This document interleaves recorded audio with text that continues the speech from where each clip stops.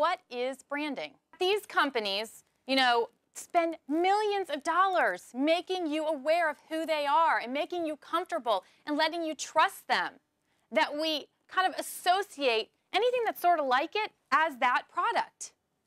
And we can do this as individuals.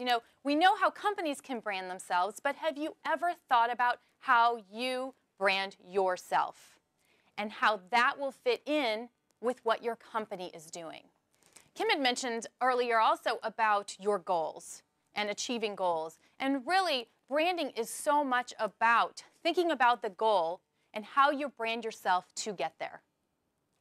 So, just kind of some food for thought. As Jason said earlier, we are in the business of sort of professional development. And I have built a brand over the last 10.5 years with Image Dynamics and with my clients that, there are days when I don't want to put on a suit.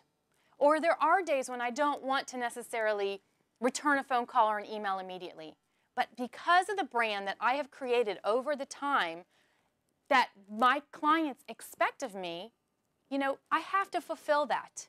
And I have certain goals for myself and what I do and for where I work. And if I do disappoint, that is something going against the brand that I have created.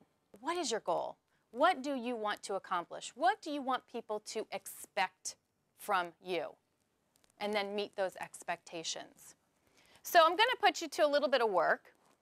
And I want you to think about your brand. You may not have thought about it up until now, or maybe you thought about it in passing, but you've never really thought about it for a moment. And I want you to, if you have a pen and you have a piece of paper, or flip over the piece of paper that we have given out to you, I want you to just spend a minute or so, nothing major, it doesn't have to be, artistically drawn, but just maybe jot down a symbol or two about what you think your brand is.